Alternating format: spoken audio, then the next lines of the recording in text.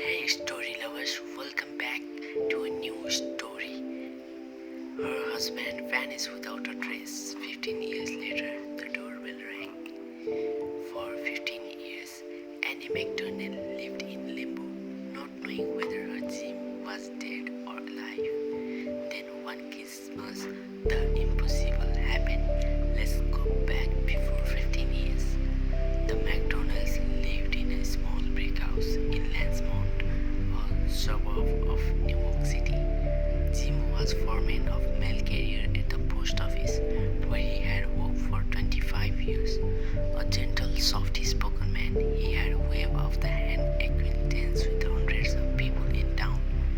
Married in 1960, he and Eddie were childless. During February and March 1971, when he was 15, Jim McDonald suffered a curious series of accidents. None was critical in itself, but the combination appeared to trigger a strange result. His head was banged many times. On March 29, 1971, Jim brought his friend's car. When he was going to return the car, he felt unconscious and thought, I have terrible headache and the walk will help clear my head. Ordinarily, the walk would have taken about 15 minutes. At 11:15 p.m., Annie called the owner of the car. She had no idea why Jim had not yet reached home. It was unlike Jim not to telephone if he was delayed. At 2 a.m., Annie called police and reported her husband missing. Annie remained alone in house, waiting. At night, watching television, she would stare at the walls of stuffed hedgehog where Jim had dozed off evenings. She often dreamed he had gone home, only to wake up and find he wasn't home. Soon after Jim's disappearance, Annie realized she had to earn a living. She took babysitting jobs, was a supermarket checker, and worked in hospital cafeteria. In 1977, she took her current job as a nursing attendant. So what really happened to Annie's husband?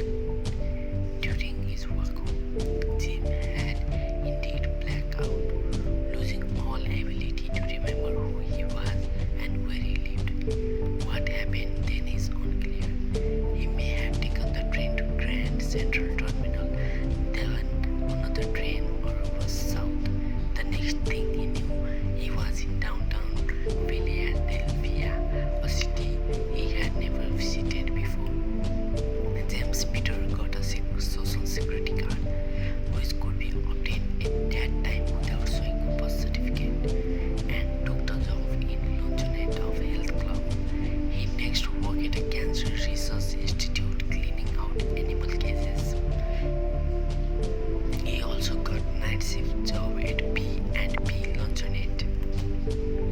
Jim made new friends, joined an American Legion post at Knights of Columbus, and became an active member of St. Hog Roman Catholic Church.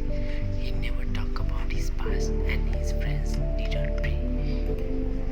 About a month before Christmas 1985, Bradley, Jim's friend, noticed that Jim had grown unusually quiet and subdued. Something seemed to be turning in his mind. On Thanksgiving Day, Jim visited family and sat watching television with Pete. A scene appeared in which a mail carrier was making deliveries on a miserably rainy day. Pete said, Boy, that's one job I wouldn't want. Jim frowned and said, I think I used to be a postman. Really? Well, I don't know, Jim answered. I think New York. I am not sure, but I think I remember my parents little. On December 22, Jim had fallen and banged his head. The next day at work, he seemed distracted, and late that afternoon he had fallen again, striking his head. On December 24, he woke feeling confused and altered.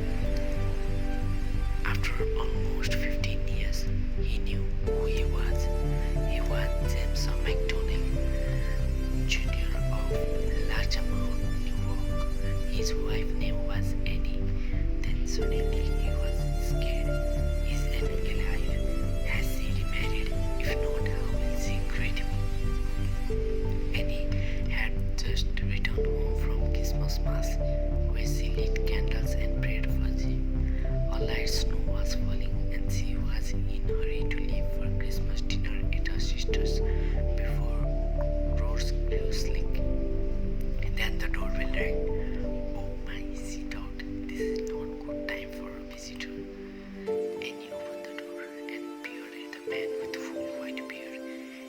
Immediately she recognized Jim.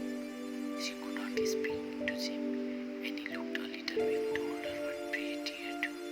His heart overflowed. "Hello, Annie," he said. Jim, she gasped. "Is it true?" Her breathing came into burst as if she had been running. "Oh, I'm glad you're home. Come in, come in." They barely touched hands. They were too stunned to fall into each other's arms. The embarrassed and the tears would completely. Annie led Jim to his favorite seat. The worst of as they began to talk, trying to fill in the gaps in time. Finally, Jim's